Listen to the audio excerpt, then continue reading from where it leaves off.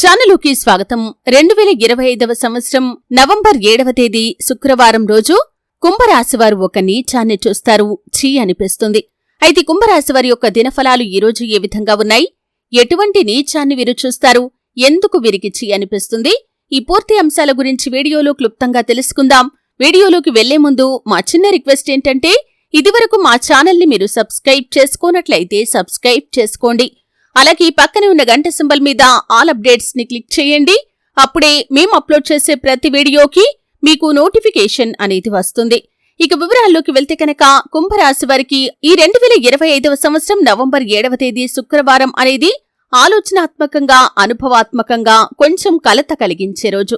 శుక్రవారం కావటంతో, శుక్ర గ్రహాధిపత్యం కల రోజు కావటంతో ప్రేమ, సంబంధాలు, అందం, ఆత్మీయత వంటి అంశాలు ప్రాధాన్యాన్ని పొందుకుంటాయి. కాని ఈరోజు కుంభరాశి వారికి శుక్రగ్రహం అనుకూలంగా ఉన్నా రాహు ప్రభావం వల్ల ఒక సంఘటన మనసును కలిచివేస్తుంది.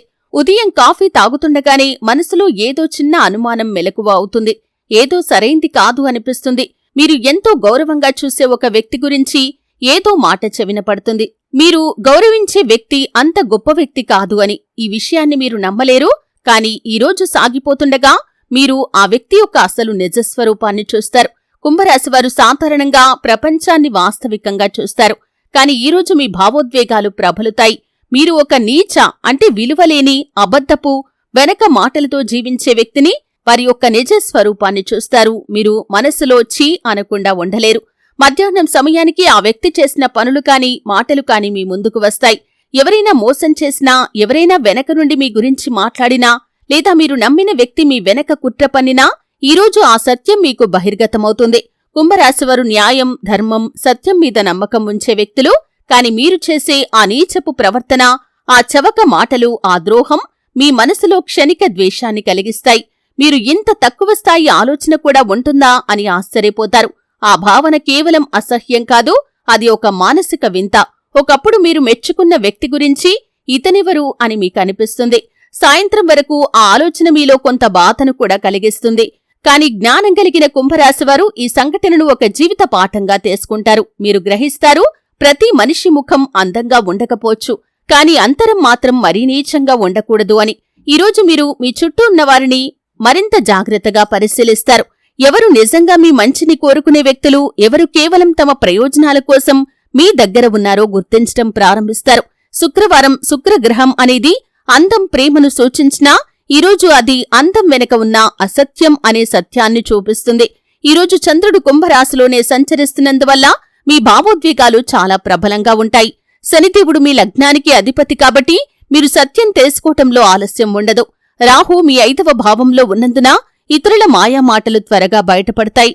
శుక్రుడు అష్టమ భవంలో ఉన్నందున సంబంధాల్లో ఉన్న నీచత, ద్రోహం, మోసం ఈరోజు బయటపడుతుంది. మీరు చూసే ఆ నీచత్వం కేవలం వ్యక్తిగత సంఘటన మాత్రమే కాదు, అది మీ ఆత్మకు ఒక సంకేతం. దేవుడు చెబుతున్నాడు, ఇదే సమయం, నీ విశ్వాసాన్ని కాపాడుకో, న్యాయమైనది నిలబెట్టు. నీ దారిలో దుష్టులు ఉంటారు, కాని వారు నీ అంతరాత్మను తాకలేరని ఆ దేవుడే మీకు చెబుతున్నాడు. చాలామందికి ఈరోజు ఒక మోసం బయటపడే రోజవుతుంది.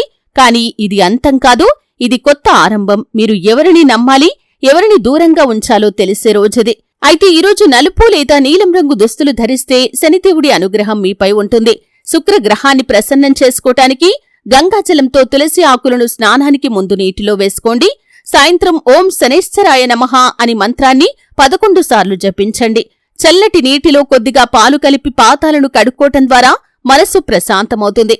ఈరోజు మీరు చూసిన నీచత్వం మీకొక తాత్కాలిక బాధను కలిగిస్తుంది, కాని రేపటి ఉదయం కొత్త బలాన్నిస్తుంది. మీరు ఇకపై ఎవరి మాయలో పడరు. మీ దారిలో ఉన్న చీకటిని ఈరోజు వెలిగించిన సత్యం శాశ్వతంగా దూరం చేస్తుంది. కాబట్టి ఈరోజు మీకు ఛీ అనిపించినా దాన్ని దైవ పాఠంగా తీసుకోండి. ఎందుకంటే ప్రతి నీచం మన జీవితంలో ఒక గురువు లాంటివాడు. మనకు ఏం చెయ్యకూడదో నేర్పుతాడు. 2025 నవంబర్ 7 శుక్రవారం కుంభరాశివారు ఒక నీచ వ్యక్తిని కాని, నీచ సంఘటనను కాని చూస్తారు. మనసు కలత చెందుతుంది, కాని ఆ అనుభవం మీకు సత్యం, జాగ్రత్త, బలాన్ని నేర్పుతుంది.